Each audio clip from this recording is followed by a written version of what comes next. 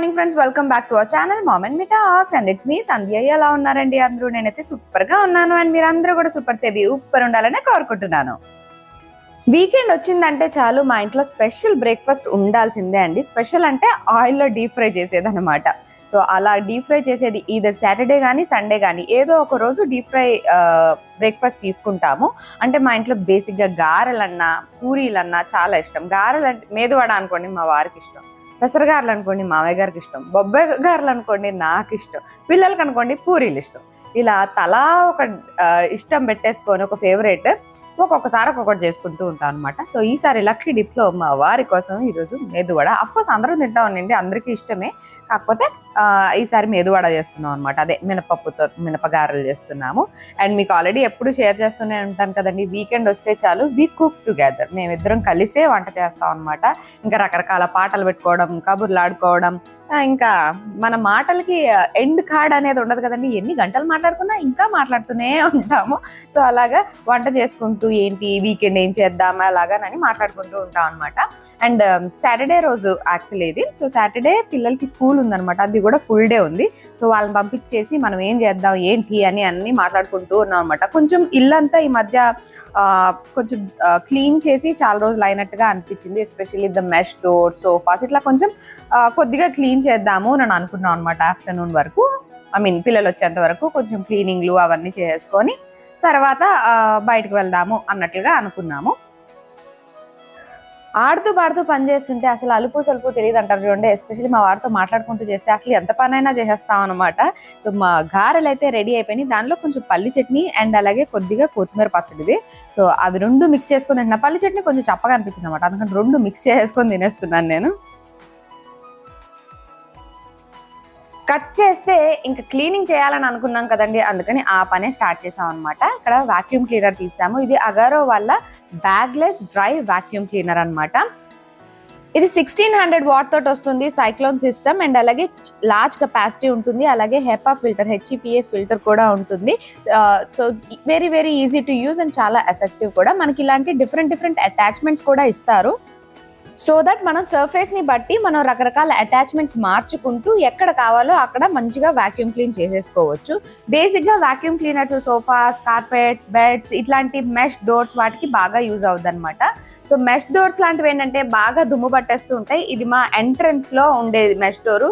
బయట road side ఉంటుంది కాబట్టి చాలా దుమ్ము అదంతా వచ్చేస్తూ ఉంటుంది అన్నమాట. బట్ ఎవరికైతే ఎలర్జీస్ ఉంటాయో, డస్ట్ ఎలర్జీస్ కానీ ఇట్లాంటివి ఎస్పెషల్లీ వింటర్స్ లో ఇంకా ఎక్కువ వస్తాయి. ఆ డస్ట్ కి కొంచెం దూరంగా ఉండాలి కదా. సో అలాంటప్పుడు మనం వాక్యూమ్ క్లీనర్ యూజ్ చేయడం చాలా బెటర్. అండ్ ఇట్లాంటి మెష్ డోర్కి ఏంటంటే అటు సైడ్ మనకి ఓపెన్ ఉంటుంది. సో మనకి ఆ సక్షన్ పవర్ మంచిగా వచ్చి మొత్తం మంచిగా క్లీన్ అవ్వాలంటే ఆపోజిట్ సైడ్ లో ఒక కార్డ్బోర్డ్ ని కానీ ఏదైనా ఒక ఫ్లాట్ సర్ఫేస్ ని ఏదైనా పెట్టి మనం వాక్యూమ్ క్లీన్ చేసినట్లయితే చాలా నీట్ గా వస్తుంది. నాకు ఈ విషయం తెలియక చాలా రోజులు మామూలుగానే నేను ఆ మెష్ డోర్ ని క్లీన్ చేస్తూ ఉండేదాన్ని. బట్ బయట అవుట్ సైడ్ ఎయిర్ ని కూడా సక్ చేసుకుంటూ ఉంటది కాబట్టి ఈ మెష్ కున్నది అంత క్లియర్ గా పోయేది కాదు. బట్ ఇప్పుడు చూడండి ఎంత క్లియర్ గా డిఫరెన్స్ కనిపిస్తుందో. ఇటు సైడ్ ఎంత క్లీన్ అయిందో అండ్ ఇటు సైడ్ చూడండి, ఇదిగోండి దుమ్ము కనిపిస్తుంది కదా, కొంచెం చిన్న పార్టికల్స్ ఉన్నట్లుగా. సో ఇటు సైడ్ మొత్తం ఏదో నీట్ గా క్లీన్ అయిపోయినట్లుగా అయిపోయింది. వెనకలాగా మనం ఏదైనా కార్డ్బోర్డ్ పెట్టి వాక్యూమ్ క్లీన్ చేయాలన్నమాట. ఇక్కడ క్లియర్ గా కనిపించట్లేదు, ఇంకో చోట చూపిస్తాను ఉండండి మీకు. ఇదిగో ఇక్కడ క్లియర్ గా కనిపిస్తుంది చూడండి ఎంత దుమ్ము ఉందో మొత్తం మెష్ కి. అండ్ పైన సైడ్ మనం వాక్యూమ్ చేసాం కదా, ఇక్కడ చూడండి ఎంత క్లీన్ గా ఉందో. సో చాలా క్లీన్ గా అయింది వాక్యూమ్ చేసిన తర్వాత. అండ్ కింద సైడ్ ఏమో ఇలా దుమ్ముగా ఉంది. ఇప్పుడు దీన్ని కూడా క్లీన్ చేసి చూద్దాము మంచి నీట్ గా వస్తుందో లేదో. జనరల్ గా మనము విండోస్ కుండే మెష్లు అవి తీసి మళ్ళీ వాష్ చేసి వేసుకుంటూ ఉంటాం. బట్ ఇట్లాంటి మెష్లు ఏంటంటే పర్మనెంట్ గా ఫిక్స్ అయిపోయి ఉంటాయి కదా. సో వాటిని క్లీన్ చేయడం కొంచెం టాస్క్ అనే చెప్పాలి. ఎస్పెషల్లీ మెయిన్ డోర్ కు ఉండేవి, బాల్కనీస్ లో ఉండేవి, గాలి ఎక్కువ వస్తున్నాయి, రోడ్ సైడ్ ఉన్న ఇల్లుకి దుమ్ము ఎలా లేదన్నా వస్తూనే ఉంటుందండి. క్లీన్ చేస్తూనే ఉంటాం, ఆ దుమ్ము వస్తూనే ఉంటది. మొన్నే దీపావళికి ఇల్లంతా క్లీన్ చేసాం, మళ్ళీ మొత్తం అసలు ఇంకా ఈ క్లీనింగ్ ప్రాసెస్ అనేది it's a never ending process. కాకపోతే ఎలా చేసుకుంటే మనకి ఈజీ అవుతుంది అన్నది మనం చూసుకోవాలి కదా. సో ఈ ఎస్పెషల్లీ ఇట్లాంటి డస్టింగ్ కి వీటికి దుమ్ము ఎక్కడ పడకుండా కింద మళ్ళీ ఊడ్చుకోకుండా vacuum cleaners are the best అనమాట. ఇదిగోండి కింద సైడ్ క్లీన్ చేశాక ఇప్పుడు చూడండి ఇందాకడికి ఇప్పటికి జమీన్ ఆస్మాన్ తేడా ఉంది, ఇంత క్లీన్ అయిందో.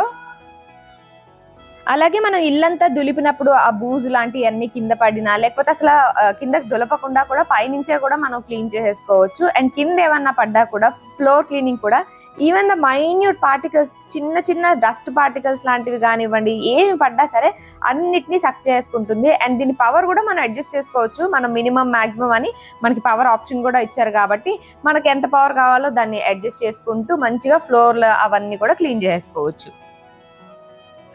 దీనికి ఉండే రకరకాల అటాచ్మెంట్స్ అవి మార్చుకుంటూ మనం ఎక్కడైనా ఇప్పుడు ఈ సోఫాకు ఉందనుకోండి, ఇది ఒక కార్నర్ ఎడ్జ్, దానికి ఈ స్మాల్ కార్నర్ లాగా ఉన్నది పెట్టేసి ఇలా ఒక్కసారి అంటే చాలు మొత్తం డస్ట్ అంతా కూడా అబ్జార్బ్ చేసుకొని మొత్తం నీట్గా చేసేసింది అనమాట.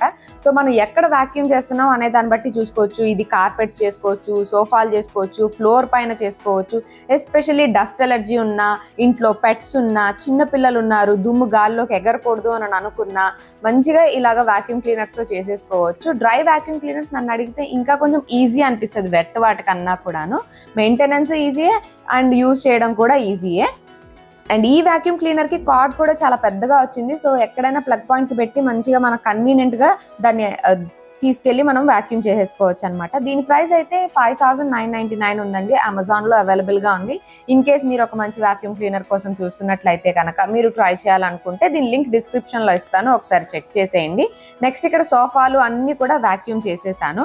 ఇంకా మొత్తం వాక్యూమ్ చేయాల్సినవి అన్ని అయిపోయిన తర్వాత మనము డస్ట్ రిమూవ్ చేసేసుకోవచ్చు. ఇక్కడ ఫ్రంట్ ఒక కంటైనర్ లా ఇచ్చారు కదా, దాన్ని పట్టుకుని ఇలా తీయంగానే మనకి ఈజీగా వచ్చేస్తుంది అనమాట.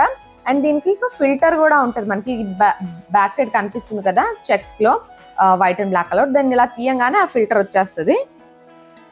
ఇది బ్యాగ్లెస్ వాక్యూమ్ క్లీనర్ కాబట్టి కింద ఇలా ఓపెన్ చేయంగానే మనకి ఇలా ఓపెన్ అవుతుంది. దానిలో కలెక్ట్ అయిన డస్ట్ అంతా మనం ఏదైనా న్యూస్ పేపర్ లో కానీ డస్ట్బిన్ లో కానీ ఇట్లా తీసేసుకోవడం అనమాట. మనకు కనిపించదు కానీ ఎంత డస్ట్ ఉందంటే చూసారు కదా, చాలా డస్ట్ వచ్చింది. అండ్ మంచిగా దాన్ని ఇట్లా ఒక పేపర్ లో వేసేసి ఫోల్డ్ చేసి డస్ట్బిన్ లో పడేస్తే అయిపోయింది. అండ్ ఇది డ్రైదే కాబట్టి జస్ట్ ఒకసారి టిష్యూ పేపర్ తో కానీ ఒక డ్రై క్లాత్ తో కానీ ఒకసారి ఇలా వైప్ చేసుకొని మళ్ళీ అక్కడ పెట్టేసుకున్నామంటే చాలు. ఎంత ఈజీ మెయింటెనెన్స్. సో మీరు ట్రై చేయాలనుకుంటే లింక్ డిస్క్రిప్షన్లో ఉంటుంది, ఒకసారి చెక్ చేసేయండి. ఇంకా మొత్తం క్లీనింగ్లు అన్నీ అయిపోయిన తర్వాత అంతా ఫ్రెష్ అయిపోయిన తర్వాత ఇంకా కిచెన్లోకి వచ్చేసా. అండ్ ఇక్కడ చేస్తున్నాను నేను మా పిల్లల కోసం మిల్క్ పౌడర్ అనమాట. మిల్క్ పౌడర్ అంటే పాల పొడి కాదండి, పాలల్లో వేసుకునే పౌడర్ అనమాట. అంటే మనకి మార్కెట్లో చాలా రకాల పౌడర్స్ దొరుకుతాయి పాలల్లో కలిపిచ్చేయి. మన ఇండియాలో బేసిక్గా పిల్లలకి ఊరికే ఉత్తి పాలు ఇవ్వడం కన్నా దానిలో ఏదో ఒకటి కలిపి ఇవ్వడానికి ఎక్కువ ప్రిఫర్ చేస్తూ ఉంటాం కదా. సో బూస్ట్, హార్లిక్స్, వీవాలు, బోర్నవిటాలు, ఇంకా వాట్ నాట్ చాలా రకాలు ఉంటాయి పాలల్లో కలిపిచ్చేవి. అవి పిల్లలకి చాలా బలవర్ధకం అని అనుకొని మనము మార్కెట్ నుంచి తెచ్చుకొని వాటిని పాలల్లో కలిపి పిల్లలకి ఇస్తూ ఉంటాము. బట్ ఎప్పుడైతే మనం ఇట్లాంటి స్వీట్నర్సో లేకపోతే ఫ్లేవర్సో లేకపోతే ఏమన్నా అలవాటు చేసామంటే ఉట్టిపాలు తాగరు. సో పిల్లలకి ఏంటంటే ఫస్ట్ నుంచి ఉట్టిపాలు ఇవ్వడం అలవాటు అనమాట. ఉట్టిపాలు అంటే జస్ట్ వైట్ మిల్క్, అందులో ఏమి కలపకుండా ఇచ్చే అలవాటు అనమాట నాకు. సో ఫస్ట్ నుంచి కూడా అలా అలవాటే, వాళ్ళకి కూడా పాలంటే ఇష్టమే. సో దానిలో ఏదైనా ఎప్పుడైనా పసుపు వేసినా లేకపోతే ఇంకేమన్నా వేసినా కూడా తాగేస్తూ ఉంటారు.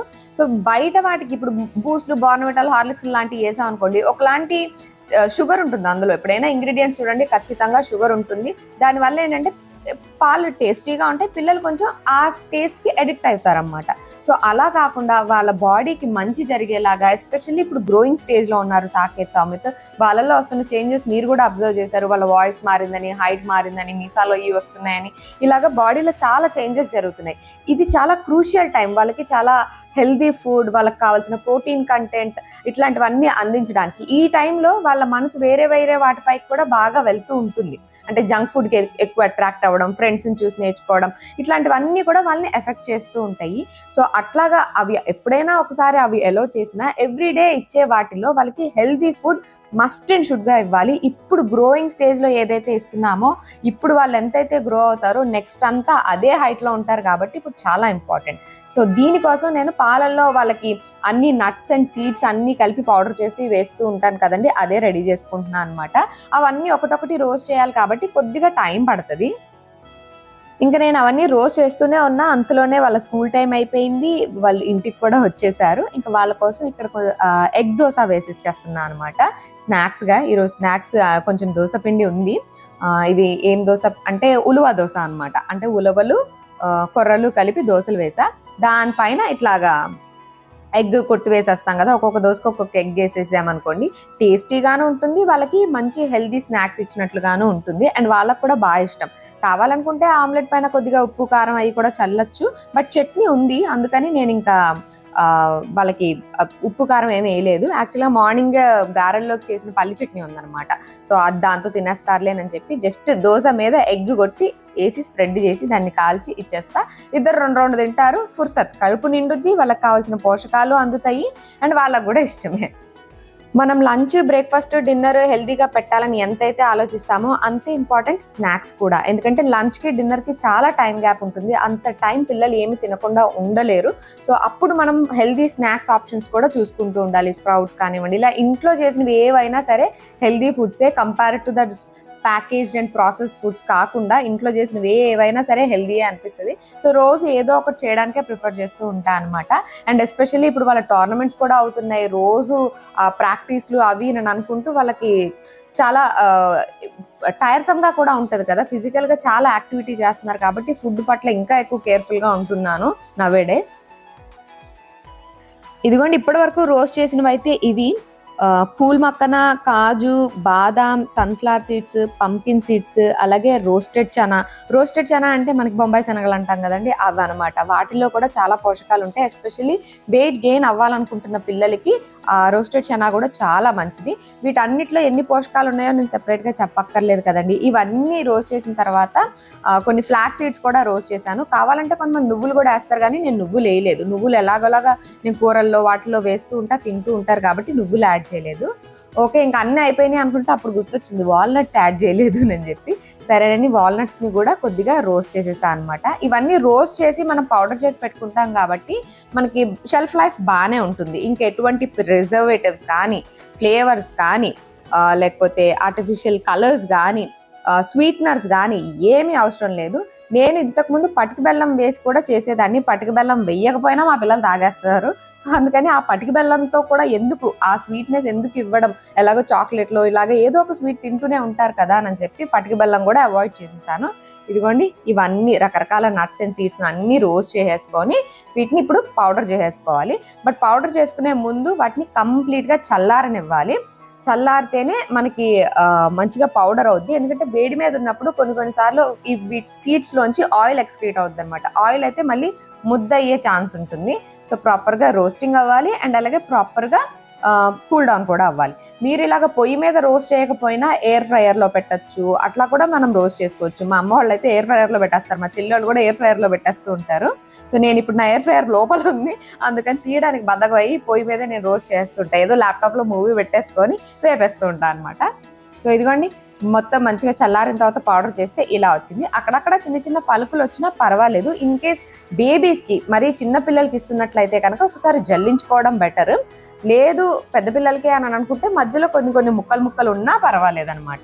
సో ఇలాగ నేను 2 ట్రిప్పుల్లో మొత్తం అంతా మిక్సీ చేసేసుకుంటున్నా. ఇది ఓన్లీ మిల్క్లోకనే కాదండి, ఏదైనా స్వీట్స్లో కానీ, మనము ఫ్లేక్స్ లాంటివి ఇస్తుంటాం కదా పిల్లలకి, వాటిలో ఒక స్పూన్ చల్లేసుకోవడం కానీ, అలాగే ఏదో ఒక ఎందులో అయినా సరే మనము ఇవి మిక్స్ చేసేసి ఇవ్వచ్చు. ఏదైనా స్వీట్ చేసాం అనుకోండి, సేమియా పాయసాలు లాంటివి ఏమైనా చేసాం అనుకోండి, దానిలో కూడా ఒక స్పూన్ కలిపేసి ఇచ్చేయచ్చు పిల్లలకి. చాలా చాలా బలము పిల్లలకి. అండ్ ఇది మిక్స్ చేసుకునేటప్పుడే నేను పసుపు, సొంటి పౌడర్ యాడ్ చేస్తాను అనమాట. నేను యాక్చువల్గా పసుపు వేయడం మర్చిపోయాను, సొంటి పొడి వేసాను కానీ పసుపు వేయడం మర్చిపోయాను. సో అందుకని కొంచెం పసుపు కూడా యాడ్ చేసా, అండ్ అలాగే కొన్ని ఇలాచీలు కూడా యాడ్ చేసా. ఇలాచీ వల్ల మంచి స్మెల్ వస్తూ ఉంటుంది కదా, అందుకనమాట.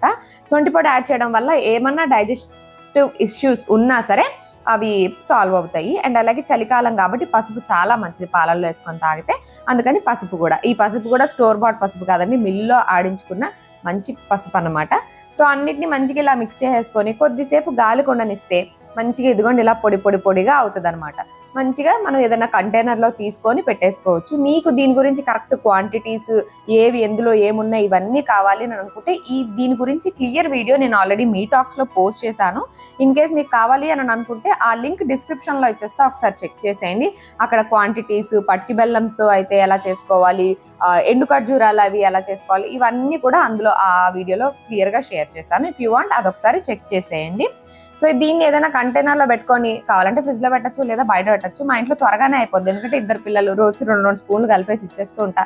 అండ్ నేను కూడా తాగేస్తూ ఉంటా కాబట్టి నాకు త్వరగా అయిపోతుంది అనమాట ఇది. అందుకని నేను ఫ్రిడ్జ్లో పెట్టను, బయటే ఉంచేస్తాను.